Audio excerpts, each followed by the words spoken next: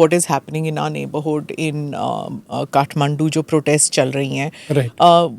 मैंने सोचा था कि मंडे को 1 day प्रोटेस्ट है, क्रैकडाउन होगा, ख़त्म हो जाएगा.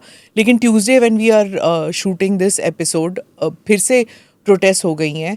डू यू थिंक कि ये ऑर्गेनिक प्रोटेस्ट है या it was something which was brewing और ये होना ही था फिर से? अभी तो रिसेंटली प्रोटेस्ट हो गई थी, वो बंद हो गया था.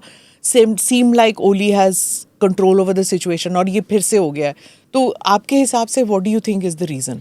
मैम, यहाँ पे अगर हम बात करें नेपाल की, तो discontent has been brewing up for a very long time. उसका सबसे बड़ा रीज़न ये है कि नेपाल में जो यूथ है वो सबसे पहली बात किसी प्रकार की कोई जॉब अपॉर्चुनिटी को पा नहीं पा रहा. मेजॉरिटी यूथ को माइग्रेट करके देश से बाहर जाना पड़ता है. तो डेमोग्राफिकली जितने भी लोग अभी यहाँ पर बचे हैं, जो खास करके इमर्जिंग यूथ है, वो पहली बात तो फ्रस्ट्रेटेड है कि उनके लिए जॉब्स अपॉर्चुनिटीज़ क्यों नहीं है. दूसरा, एक कंबाइंड इफेक्ट आप ग्लोबली देखिए कि जिस तरीके से डोनाल्ड ट्रंप का रवैया हो या कनाडा का हो या यूरोपियन कंट्रीज़ का हो कि they are all closing immigration, तो उसके कॉन्टेक्स्ट में भी अपॉर्चुनिटीज़ इन लोगों के लिए घट रही हैं. So that causes more frustration.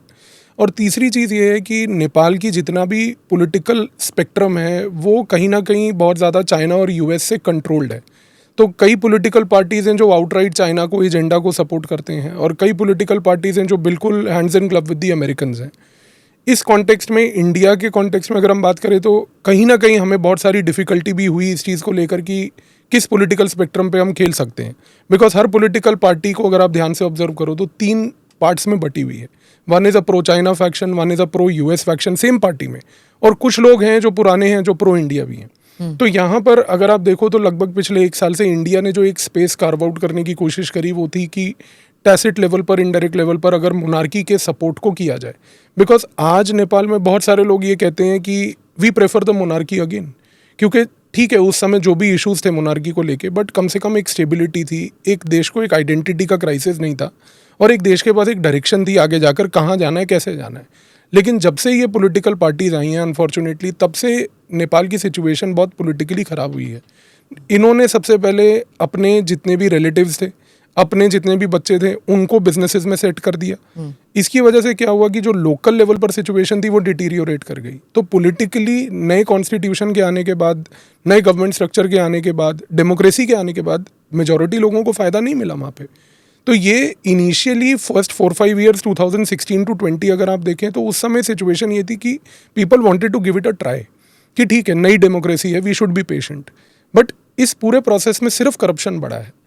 तो ये बहुत सारे फैक्टर्स का एक अमेलगमेशन है.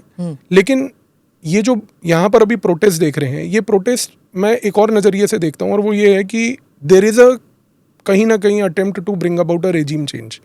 और ये रेजिम चेंज का ऑपरेशन इस समय अमेरिका यहाँ पर ऑर्केस्ट्रेट कर रहा है. बिकॉज अगर आप अमेरिका का पिछले 2 साल का इतिहास देखो तो वो इंडिया से लेके, इंडिया में भी उसने कोशिश करी, अभी भी कर रहा है पूरे रेजिम चेंज को करने की.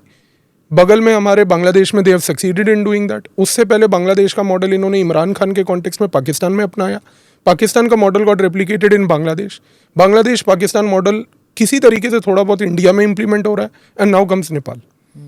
तो ये पूरे साउथ एशिया को डिस्टेबलाइज करना, और ये अमेरिका की एक स्ट्रैटेजी इसलिए भी है और हो भी सकती है for that matter, because China की जो पेरिफेरी है, अगर आप चाइना की साइकी समझेंगे तो चाइना हमेशा से पेरिफेरी को स्टेबलाइज करना चाहता है. वो कभी नहीं चाहेगा कि पेरिफेरी डिस्टेबलाइज रहे, क्योंकि वो उसकी ग्रोथ के लिए कंड्यूसिव नहीं है. और जितना आप देखेंगे कि इंडिया चाइना की प्रॉक्सिमिटी भी अगर बढ़ती है, और यहाँ पर अगर इंडिया चाइना किसी तरीके से पेरिफेरी को स्टेबलाइज करते हैं, तो चाहे वो नेपाल हो, चाहे वो बांग्लादेश हो या पाकिस्तान हो, America will try to destabilise it. So there are geopolitical factors, there are domestic factors that are working at present in Nepal both.